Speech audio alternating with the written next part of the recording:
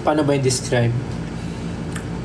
Medyo nakalimutan ko na kasi talaga yung lasa ng white. Ang mas naaalala ko na lang is yung lasa ng brown. Pero yung lasa ng quinoa rice, kung familiar kayo with cauliflower rice, medyo ganun siya. Yung quinoa, medyo same texture, medyo same yung lasa nung quinoa and cauliflower rice. So if familiar kayo dun, yun.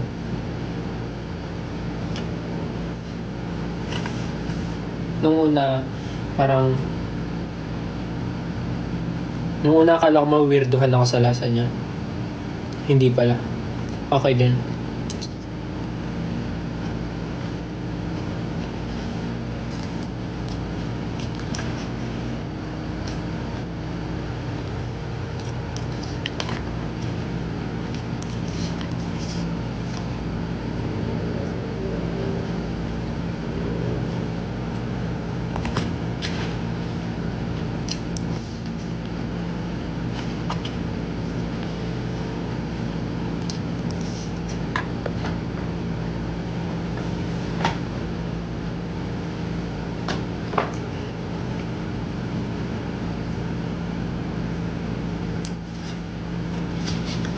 Tikman naman natin to.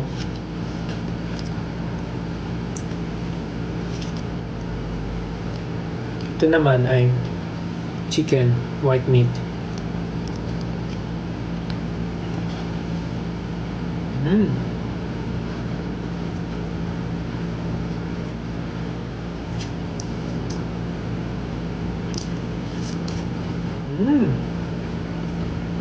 Sarap yan.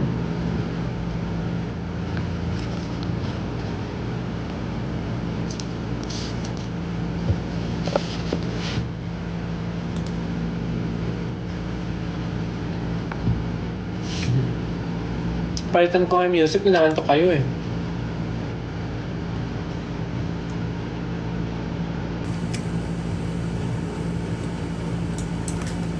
Christmas music na lang.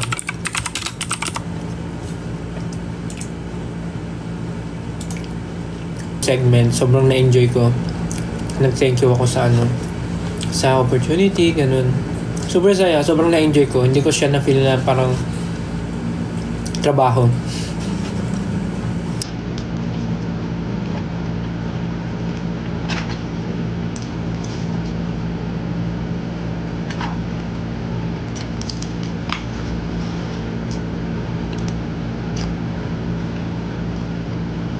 Actually, nagulat din ako na tama yung hula ko.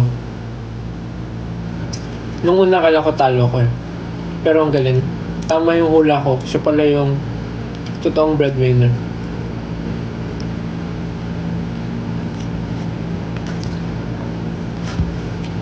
Amazing, right?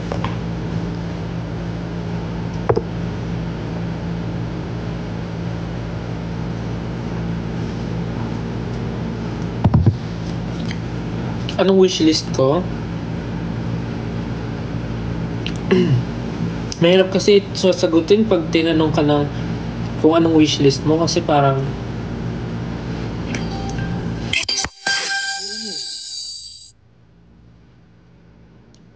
I mean, this Christmas, kahit ano naman matanggap ko, kahit ano naman, okay lang sa akin.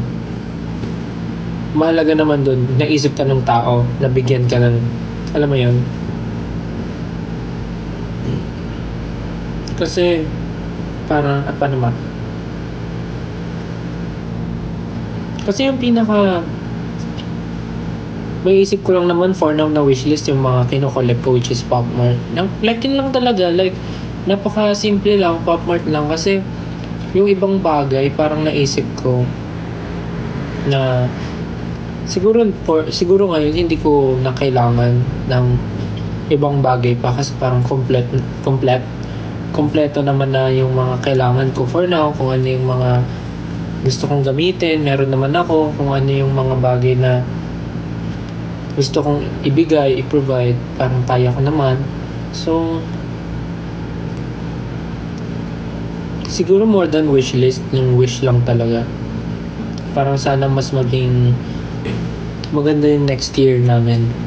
Like, hindi lang yung year ko, hindi lang yung buhay ko next year, but of course, buhay ng mga taong kasama ko, ganun, yung kawork ko, mga nakakasama ko araw-araw, si Wanzi, yung SB19, and yung team namin.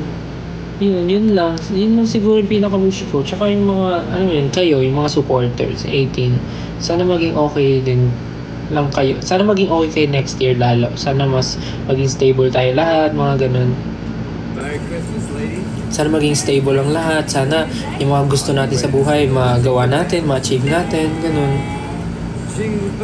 I mean, habang tumatagal, mas humihirap yung buhay. Pero, minsan mapaisip ka na parang gusto mo nang mag-stop sa ginagawa mo kasi nakakapagod. Tapos parang nafe-feel mo walang improvement. Pero, hindi natin napapansin. Meron namang improvement. Hindi lang siya ganun ka-grand. Hindi lang siya ganun kabigla yung improvement. Pero meron pa din. Parang ganun. So, just keep on doing what you do. Siguro. Tsaka, for next year, wish ko rin na mas dumami yung blessings ng lahat ng tao. I mean, hindi lang kami, pati kayo. Ganun.